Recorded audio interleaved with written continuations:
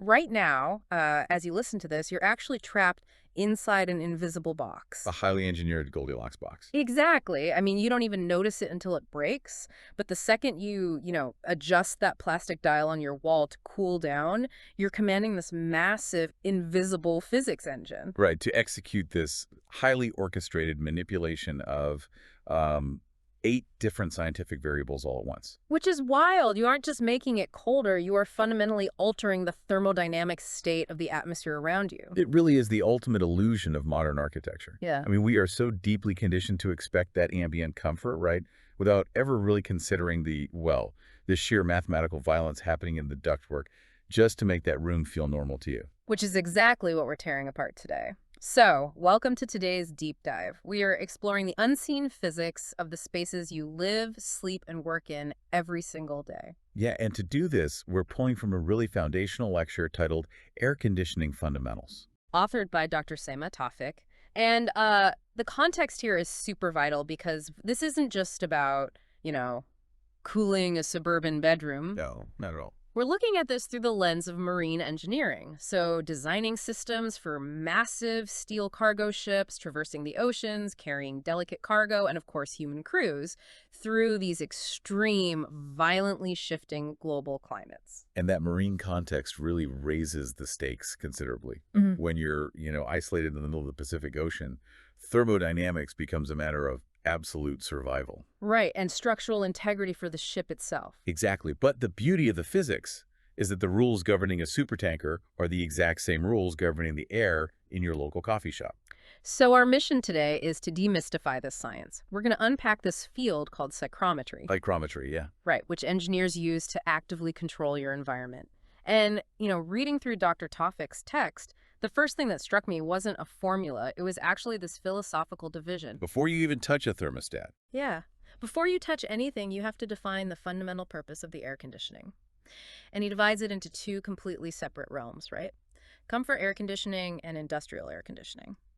And that division dictates literally every engineering decision that follows. Mm, So comfort air conditioning is defined as creating an artificial climate to make a space healthy and comfortable for humans. okay. You're manipulating the air specifically to maintain biological homeostasis.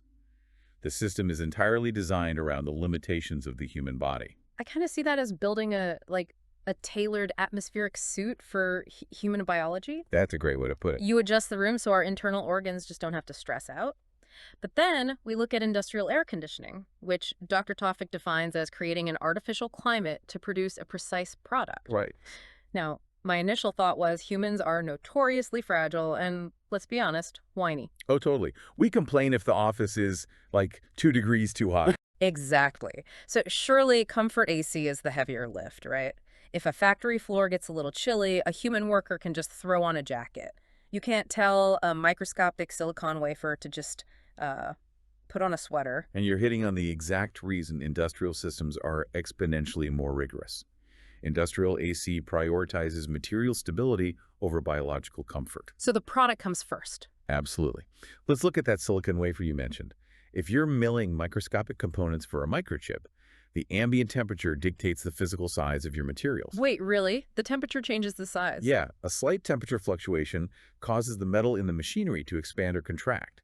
So a fraction of a millimeter of thermal expansion during the manufacturing process, that ruins an entire batch of electronics. Because the machine literally cuts in the wrong place. Precisely.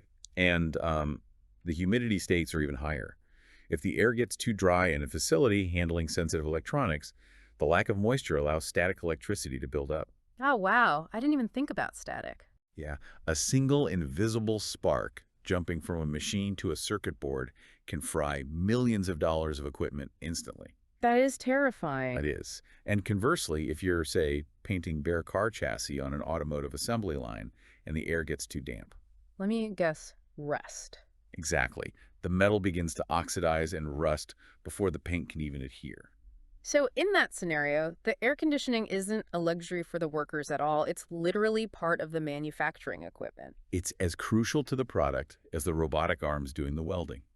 The human workers in those environments are entirely secondary. Wow. They simply have to wear whatever protective gear is necessary to survive the rigid climate that the product demands. That puts our own everyday comfort into a completely different perspective. But since you, our listener, are almost certainly a biological human and not a bare steel car chassis, Safe assumption. let's pivot back to that comfort air conditioning, because Dr. Tofik actually maps out the mathematical boundaries of human comfort in this graph he calls the comfort zone. And it is a surprisingly narrow window. Very narrow. Yeah, to keep a human being comfortable, the dry bulb temperature, which is just the standard temperature we read on a regular thermometer, needs to be maintained between 15 degrees Celsius and 30 degrees Celsius. Okay, 15 to 30. Right. And simultaneously, the relative humidity needs to sit strictly between 30% and 70%. That is the Goldilocks box I was visualizing earlier. And Dr. Tofik's diagram labels the edges of this box with, like, blunt clarity. Oh yeah, it doesn't mince words. Right. Cross the top boundary and the body registers too hot. Drop below the bottom, too cold. Push past the left humidity boundary, it's dry. Push past the right, it's damp. It's very straightforward. But I want to dig into the biological mechanics here. Why is the human body so incredibly sensitive to those specific numbers? Because the text includes this diagram of a human body locked at 37 degrees Celsius, with arrows pointing outward labeled sensible heat and latent heat. So to understand the box, you really have to understand the body as a thermodynamic engine. Your core temperature is rigidly fixed at 37 degrees Celsius, right? Right, standard body temp. To stay alive, your body burns calories, which generates a continuous output of heat. If you cannot reject that excess heat into the surrounding environment, you will overheat and die. You are literally a biological furnace that constantly needs to vent its exhaust. So the room we're sitting in right now is basically our heat sink. Yes. And we vent that heat in those two ways you just mentioned. Sensible heat is the thermal energy you can physically feel radiating off your skin. Okay. Because your skin is usually warmer than the room, heat transfers naturally from you into the air. But as the room's temperature climbs closer to your skin temperature, pushing toward that 30 degrees Celsius boundary on the chart, that natural thermal transfer slows down. Because the air is already too warm to take it. Exactly. The heat has nowhere to go. So the furnace starts backing up, which triggers the body's emergency cooling system, latent heat. And that's where the physics gets truly fascinating. Latent heat is the energy absorbed or released during a phase change. In this case, liquid water turning into a gas. Meaning sweat. Right, your body pumps out sweat. But, and this is crucial, liquid sweat sitting on your skin doesn't cool you. It doesn't. No, the cooling only happens when that liquid water evaporates. To make that jump from liquid to vapor, the water must absorb a massive amount of heat energy directly from your skin. Oh, I see. As it evaporates and floats away, it takes that heat energy with it. Okay, pulling this all the way back to the comfort zone chart. If the humidity in the room pushes past that 70% boundary into the damp zone, the air is essentially full, right? Exactly. It cannot absorb any more water. So your sweat just sits there, the phase change fails, the latent heat transfer stops, and you feel suffocated and overheated, even if the actual room temperature is only, say, 25 degrees. Yep. And consider the alternative, right? If the humidity drops below 30% into the dry zone, the air is aggressively thirsty. Oh, so it pulls the moisture too fast. Exactly. Your moisture evaporates too quickly, your skin cracks, your respiratory tract dries out, and you actually feel a chill because your latent heat is being violently stripped away. The entire goal of Comfort AC is to artificially trap the atmospheric conditions inside that box, so your biological, sensible, and latent heat rejection can just run on seamless autopilot. But to build that invisible box, engineers need a really precise way to measure and manipulate the atmosphere. And Dr. Tofik introduces the science as psychrometry, which is the study of the thermodynamic properties of humid air. Right. And he starts with an equation that sounds almost insultingly simple at first glance. It's just humid air equals dry air plus moisture. I know, it sounds like a tautology, but it is the foundational concept of the entire discipline. We experience the air in a room as a single uniform substance. Yeah, it's just air. But an engineer must view it as a mechanical mixture. You have the dry air, the nitrogen, oxygen, and argon acting essentially as a carrier gas. And then you have the moisture, the invisible suspended water vapor. And they act differently. Completely differently. They behave differently, store heat differently, and must be manipulated independently. So to gain that independent control, Dr. Tofik lays out 8 critical variables. Let's tackle the temperature metrics first. Sounds good. The first one is dry bulb temperature. Now, we don't need to linger on this. It's just the standard ambient temperature you read on a normal thermometer. Right, the basic one. But the second variable is where the engineering really starts, and that's wet bulb temperature.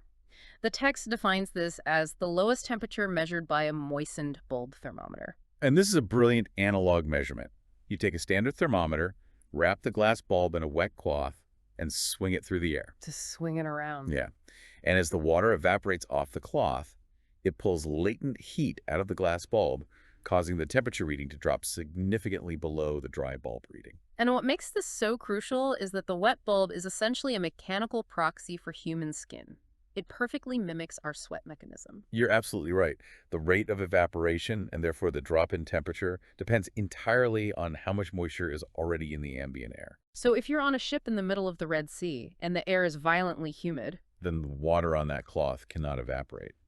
The wet bulb temperature will read almost identically to the dry bulb temperature. which tells the marine engineer that the ambient air has absolutely zero natural cooling capacity left. Exactly. If a worker is in the engine room in those conditions, their sweat won't work either, and they're in immediate danger of heat stroke. It's extremely dangerous. Ugh. The wet bulb represents the absolute lowest temperature you can achieve purely through the evaporation of water in that specific environment.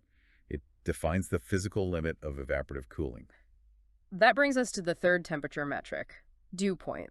Dr. Tawfik defines this as the temperature at which water vapor begins to condense when the humid air is cooled. Right. I always picture like a hot, muggy afternoon where you set a glass of ice water on a patio table. Within seconds, the outside of the glass is covered in liquid water droplets. And that glass of water is a perfect demonstration of the dew point boundary. Warm air acts as a massive container. It can hold a large amount of invisible water vapor. But as that warm air collides with the freezing surface of your glass, the air's temperature drops rapidly. And as it cools, its capacity to hold water shrinks. It shrinks so aggressively that the air can no longer contain the moisture.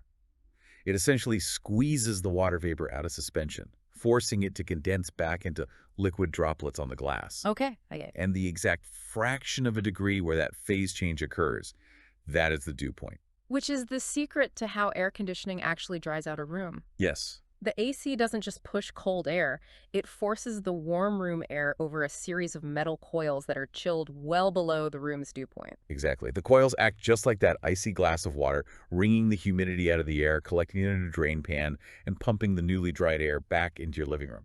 It's a continuous mechanical wringing out process. It is. But here's the challenge for the engineer. Temperature is just a measurement of thermal state.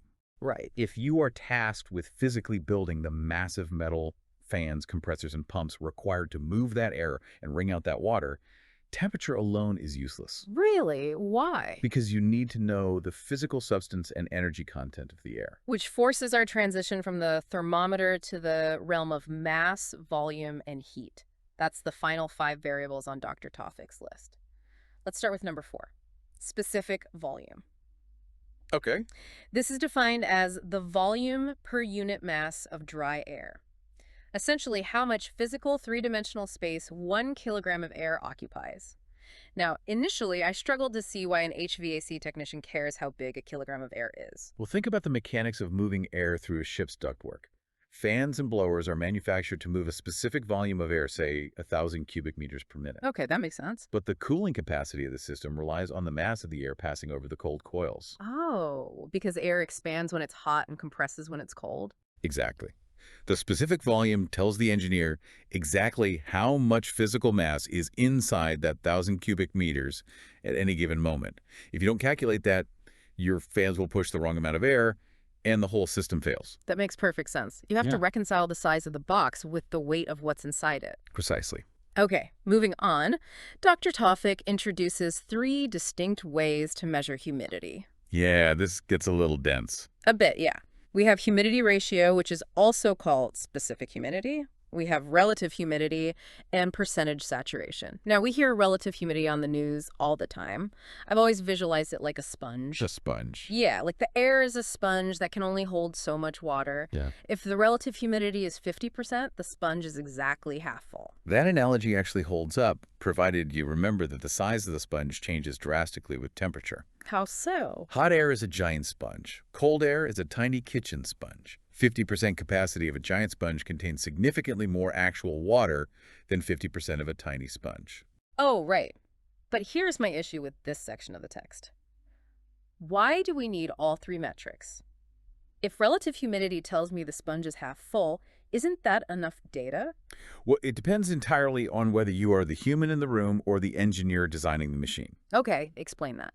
Relative humidity is the biological metric. It's what you feel. Your skin only cares about the percentage of capacity because that dictates whether or not your sweat can evaporate into the remaining empty space of the air. I just need to know if it feels sticky outside. Exactly. But an engineer sizing a drainage pipe for an industrial dehumidifier cannot use a percentage.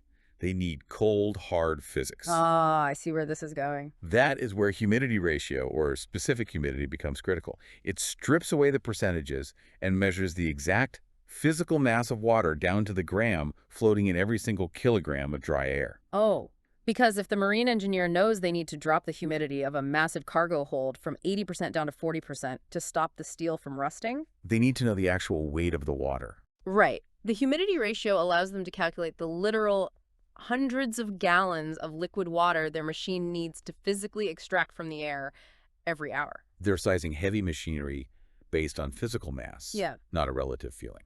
And that third one, percentage saturation, acts as an advanced thermodynamic ratio used in deep engineering calculations, comparing the current specific humidity against the maximum possible specific humidity at that exact temperature. It's the mathematical bedrock behind the scenes. Exactly. Okay, we've covered temperature, volume, and moisture mass. That leaves the final and arguably most intimidating variable. Number 5 on his list, enthalpy. Oh, enthalpy. The text defines this as the total heat content per unit mass of dry air. Enthalpy is the ultimate energy budget of the air. Remember, the total energy in a room isn't just the ambient temperature, the sensible heat. Right, there's the sweat factor. The latent heat, yes, which is the massive amount of hidden energy chemically trapped in the suspended water vapor. Enthalpy combines both of those into one master number. So if that marine engineer needs to cool a room by 10 degrees and extract 50 gallons of water from the air, And enthalpy tells them the total kilojoules of energy that must be forcibly removed from the space. and that specific energy number dictates exactly how massive the system's compressor needs to be and how much electricity it will violently pull from the ship's generators. It translates atmospheric desires into electrical and mechanical reality. But this brings us to a massive logistical problem. I know what you're going to say. We now have 8 intensely complex interlocking variables: dry bulb, wet bulb, dew point, specific volume, enthalpy, humidity ratio, relative humidity, and percentage saturation. It's a lot. If I am an engineer trying to design a system, keeping all these shifting numbers balanced in my head seems impossible. It would require endless pages of brutal algebraic equations. Which is why they don't do the algebra. They don't. No, they map it out visually. And this brings us to the crowning tool of Dr. Tawfik's lecture, the psychrometric chart. Yes. The document includes an image of a carrier-branded psychrometric chart, and I have to admit my first reaction was pure intimidation. What's that to look at? It looks like a chaotic spider web. You have a horizontal axis, a curved boundary line on the left, and then a dense matrix of overlapping grids, sweeping curves, and diagonal lines shooting off at strange angles. Looking at it on paper, I cannot fathom how it actually saves an engineer time. It looks like chaos Hmm. until you realize it is a perfectly tuned analog visual calculator. The genius of the psychrometric chart relies on a rigid rule of thermodynamics. All 8 of these variables are permanently mathematically locked together. Meaning they can't act independently. Exactly. Because they're locked, an engineer only needs to know 2 of those 8 variables to define the entire atmospheric state of the room. Wait, just 2? Just 2. Let's say you walk into a room and take a basic thermometer reading. That's your dry bulb. Then you check a cheap hygrometer on the wall to get the relative humidity. Okay, you take those 2 simple numbers to the chart. You find where the vertical dry bulb line intersects with the curved relative humidity line, and you plot a single dot on the spider web. Okay. From that one exact point, you can simply follow the other lines radiating outward to instantly read the wet bulb, the dew point, the enthalpy, the specific volume. Everything is revealed instantly. 0 algebra required. That is absolutely brilliant. It is quite literally a cheat code for physics. 2 simple data points unlock the total thermodynamic reality of the space. It really is. But as elegant as that paper chart is, Dr. Tawfik doesn't leave his students in the analog era. His specific assignment at the end of the lecture brings everything into the modern engineering landscape. Yeah, his directive is for the students to download psychrometric chart software and demonstrate how to use it. Which is really the only way to manage modern infrastructure. I mean, plotting a point on a paper chart is great for understanding the theory, but if you're actively designing a dynamic system for a constantly moving maritime vessel or a massive glass skyscraper. You need rapid iteration. Yeah, exactly. The transition to software allows engineers to input dynamic parameters, instantly simulate changing global climates, and watch how all 8 variables cascade and react in real time. The software doesn't alter the fundamental physics, though. It just accelerates the application of it. It guarantees that whether you are milling sensitive microchips or just trying to get a good night's sleep, the physical environment remains mathematically subordinate to the engineering. So, as we pull back from the microscopic water vapor and the massive ship ductwork, it is staggering to look at the simple thermostat on your wall. It really changes how you see it. What we experience as a basic biological desire to just cool down is actually a triumph over the natural world. It relies on the exacting science of psychrometry, maintaining a delicate, continuous balance of 8 distinct variables to keep your personal Goldilocks box structurally sound. It is a profound reminder of how deeply and invisibly we have engineered our daily reality. It really is. And I want to acknowledge how Dr. Tawfik chooses to close his lecture.